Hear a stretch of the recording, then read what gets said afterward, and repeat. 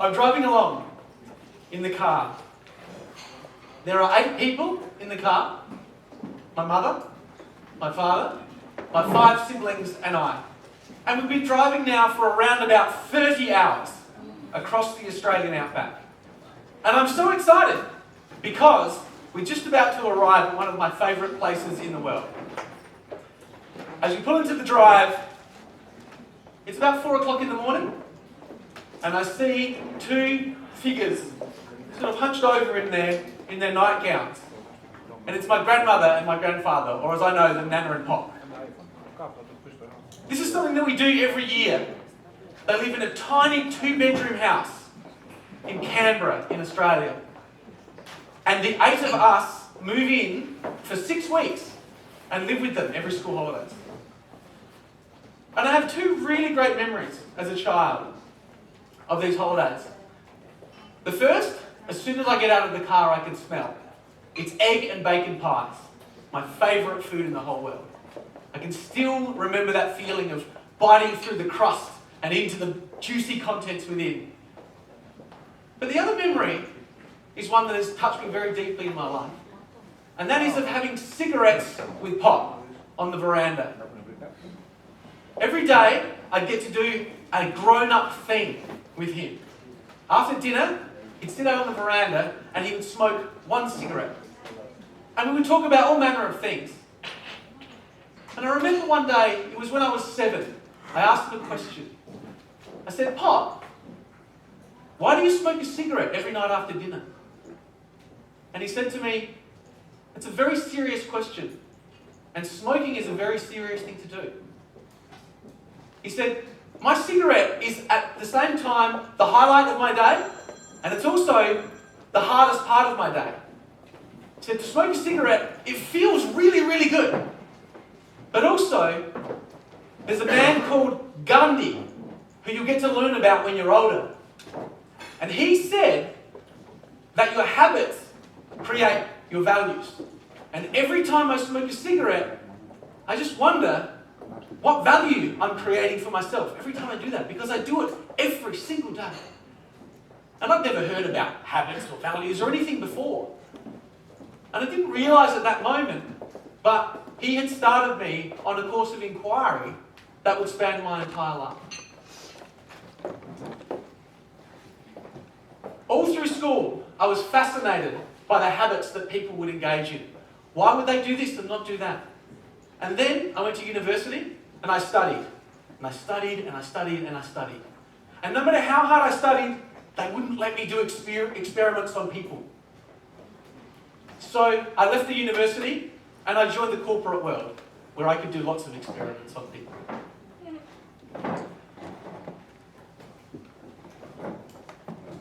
The field of behavioural psychology has evolved a huge amount over the past 25 years. And the thing that's been really great in the last 5 years is there's a lot more experimental machinery that we can use to map the way that people's brains work.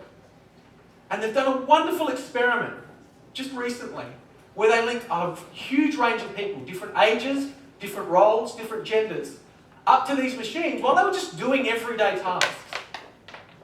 And what they were able to tell from this experiment was, when they were doing everyday tasks, whether or not the task that they were doing was something that they were doing consciously, whether they were aware that they were doing it, or whether it was unconscious, involuntary, habitual.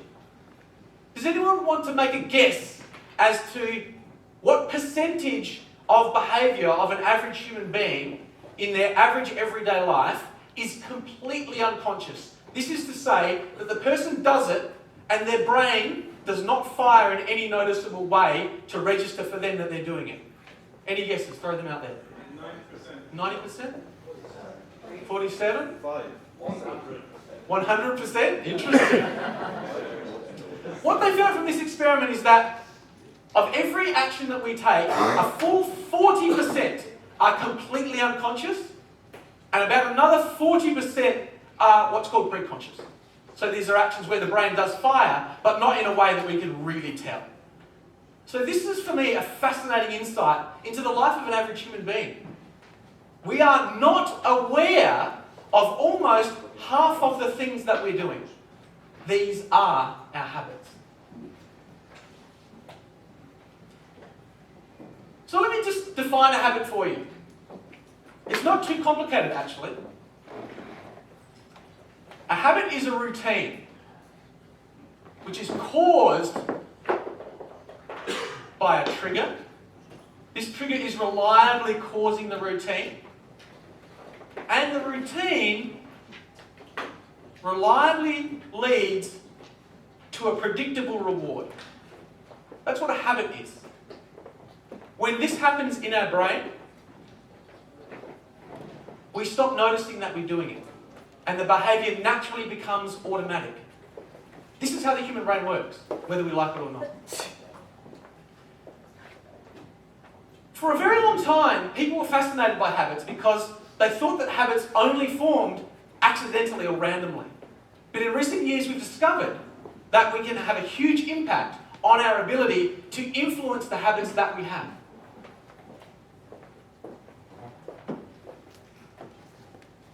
For me, there are 3 really compelling reasons to learn these skills. First of all, when we learn habits, then the activity becomes automatic, which means more results for less effort. It's like a success machine when we do this. The second thing is, habits are super hard to learn. They're like so hard to learn, but they're also super hard to forget. Who's quit smoking here? Man, congratulations. That is just like a mammoth task. To erase architecture from your brain. This is real tissue within your brain. To erase that architecture is very, very difficult. And the same thing counts for positive habits. When people start exercising and they get into a true embedded habit, it's actually very difficult for them to stop. This is why you see 70-year-old people running marathons. It's their habit. They get up, they run.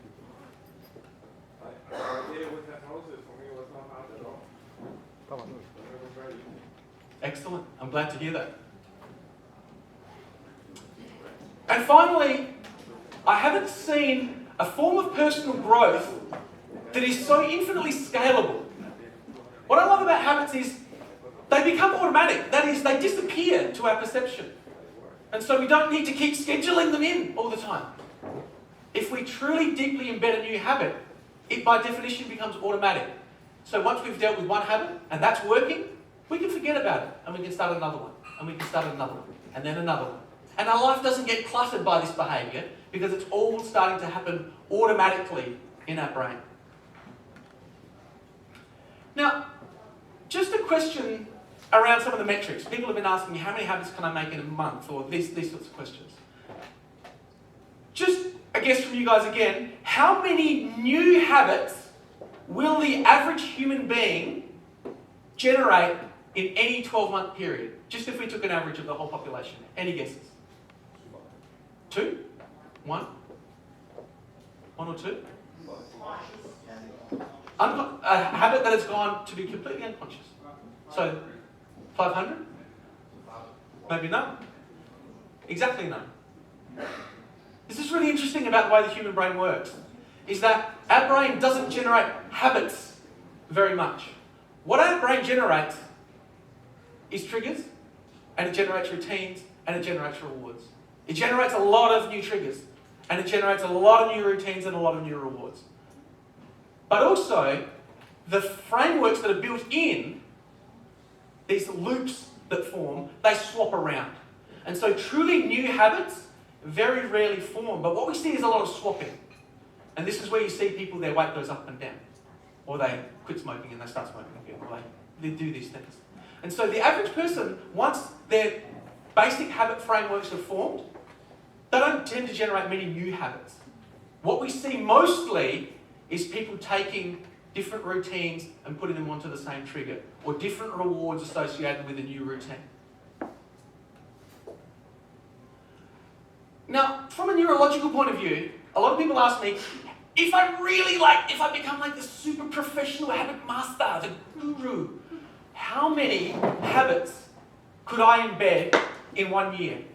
Any guesses? 9? 3? 1? Technically speaking, theoretically, if you were like a ninja of habits, 17, from what we know at the moment of neurobiology. 17 in 1 year. But practically, in my... Sorry? About 21 days. Yeah, you got it. But practically, in my experience, 12, that's what we see a lot of people doing if they really want to hack habits. Interestingly, no. Because good habits and bad habits don't look different to the brain. This is interesting. Good habits, bad habits, the brain doesn't differentiate. Why is there such a big difference between what said about that? Because one way you hear 21 days and yesterday I heard 66 days, for example. Good question. I'll come to that. Yeah, and I don't have a lot of time to go into that. To fully embed a habit, there are different steps. There's a step called the embed. The embed takes 21 days. And the embed sucks. Everything else is fine. Everything else is pretty easy. So you can run it like a production line. You can stack the other parts over the other parts, but you can really only embed one at a time. So 12, but I've done 12 in a year and it sucks. It really sucks. I'm a lazy guy, right? I want easy habits. I want easy wins. Really, for me, I try and do 3 in a year. Then I'm only doing 1 at a time. I can get it really done. And I know that it's going to last for the rest of my life, which is what I care about with habits. It's not that I have a lot of good habits, but when I eliminate something, it's gone. I don't eat sugar. I won't eat sugar ever again. Sugar tastes terrible to me. It tastes awful. I don't know why. My brain makes it taste awful, right? It's just automatic. What is the one about? That's the longer conversation, but it's to do with lucid dreaming and lucid wakefulness, so it's more complex. But I'm happy to talk about it. Is it a habit daily, or if you do 2 times a week, something is that a habit? Almost always a habit will be something that happens at least daily. Almost always. This is why people that go to the gym 7 days a week keep going to the gym. Whereas if they go every second day or every third day, it's not usually a habit. That's a routine usually. So, maybe 3 a year. So I just wanted to show you just a little bit more detail about what goes on in our brain around habits. We have all these triggers, different triggers. They're just random, based on our experiences in the world. You know what a trigger is? Like, you know, when someone says something, you want to punch them in the face? It's a trigger. Something happens in the outside world, and it makes our brain react. Then we have routines. You know, I get up in the morning, all different routines. And, you know, I put my pants on and then I brush my teeth. This is a routine. And then I have rewards. Like, my wife gives me a kiss, or my kids say, I love you, Daddy, or something. A reward, something that makes me feel good. Anything that's pleasant. Now, the thing that happens sometimes is that a trigger goes and it causes a routine. So a trigger, we get stimulated and we make a response. This is human functioning. Trigger, response. And then something good happens. And when something good happens, something really weird happens in our brain. It reports back to the trigger center and says, hey, that made good. The reward doesn't need to come instantaneously, or with The quicker the better. The quicker the better. I was yelling at someone the other day, just put sugar in the mouth. Just put sugar in. Like, seriously. The brain is very, very basic in this regard when it comes to habits. And if the trigger happens again, and the routine happens again, and the reward happens again, if this is a reliable loop, the brain actually grows more tissue. And it creates a habit loop. This is a physical thing in your brain. This is why it's hard to quit smoking. Because you actually have to make your brain die to get rid of it. So, for example, dieting and not eating, is that like because the reward? Yeah. So if we do not, also because we're not necessarily conscious of the reward, or we don't notice it as well. Can you give us a really quick with example? Yeah, with exercise. Yeah? People go to boot camp. I want to kick boot camp's ass. Because boot camp makes you feel crap. But there's a whole lot of exercise that makes you feel good, like going for a walk along your neighbourhood street and saying hi to people. That's exercise that is instantly rewarding. We choose the sorts of routines that don't give us reliable instant rewards. And then we get mad that it doesn't form a loop. But if we don't create the correct conditions, it's not going to form a loop. This is what we're always trying to do with habits, is create a loop.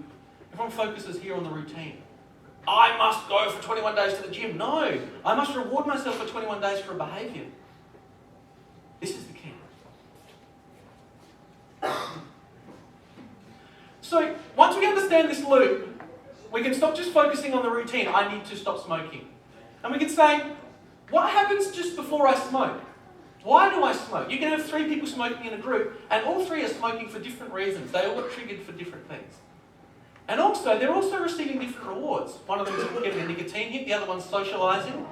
Different rewards for the same routine.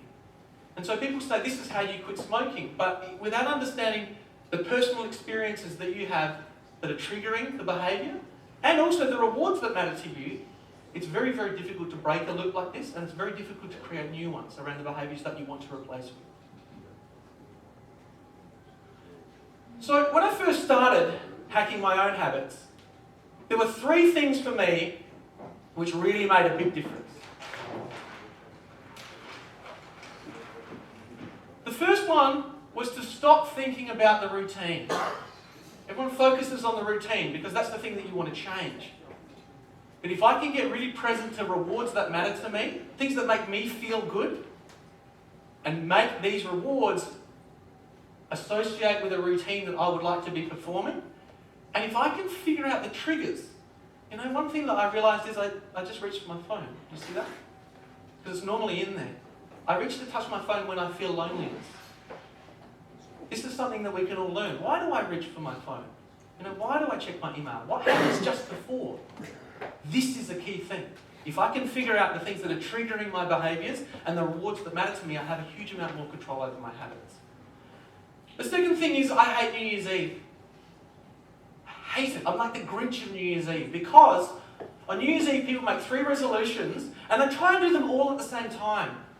There is no scientific evidence anywhere that suggests that trying to rewire 3 loops in your brain at the same time is more effective than trying to do them one at a time. Just one at a time, one at a time, one at a time. Please. And the final thing is, instead of saying, I want to quit smoking, say, I have a smoking habit and I have a walking habit. That's interesting.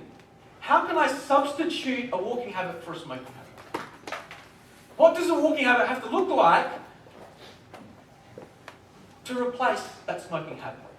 I need to know what the whole of my smoking habit looks like and then envisage a walking habit that would be compelling in relation to the triggers that it satisfies and the rewards that I receive. Then I've got a hope. Question? No. I have a question. Yeah. Like women tend, like younger women, they tend to smoke because they want to stay slim. Yeah. And that's kind of a problem because then they kind of say, if I quit smoking, that I will get fat. I mean, will they be worried of that? Yeah, of course. Yeah. They're very clear about the reward. Yeah. The reward is very, very clear. So if we can find something else that gives that reward, we can substitute. Yeah. But it needs to satisfy a reward like that. If it doesn't satisfy that type of reward, good luck. Really good luck. So you say that I'm going to stand for the reward, my bad habit, or the one that replaces smoking. I'm trying to substitute with another habit that will replace the reward. Yeah, yeah. Expecting from the trigger. Trigger might be totally different. Yeah, you could have a different trigger. If you're getting that reward, then you're likely to succeed. Yeah, because you're satisfying that reward structure. So if you satisfy that reward structure, it's going to stop feeding back to the old trigger. It's going to feed into a new trigger. So imagine here we've got a new loop that's forming. This is the new loop that we're forming. This old loop is going to start to die off. Yeah? Can you see that? That brain tissue will actually die for you. That's what you want. No? All good? What I've find a problem is when I'm trying to change my habits. So in a lot of them it works because the reward is big enough and interesting enough to get there. But for example, some rewards, like saying, imagine I would keep up with this for 21 days, I'm going to splurge myself into shopping. The problem is within those 21 days, I'll tell myself like, yeah, well, I can do it now too, right? Because I can. Yeah, but this is not a reward, yeah? A So, reward yeah. needs to happen every single time I exhibit the behaviour. Straight away. Sugar in your mouth. Yeah? That end reward, it's got nothing to do with the growth of your brain tissue that's going to help with this. Can you help us with how you name those rewards or not? What do you like? How you find the appropriate? Yeah? Yeah? So the way that I find appropriate rewards is I look at my existing habit loops. This is why I ask you to start to look at your own habit loops, because I don't know the sorts of things that you reward yourself with. But if you have a look at your existing habits, good and bad habits are just as useful as good. They will provide you with just as much information about the sorts of rewards that you desire. You know? I like to move. For me, movement is a big reward. I didn't realise that until I started looking. You know? For me, sometimes movement is better than nicotine. Which is crazy, because nicotine's like badass. Any other quick questions? I'm kind of done, so. I'm going to be here all day, and I'm an EO member, so any questions, hit me up. I love this stuff. Thank you.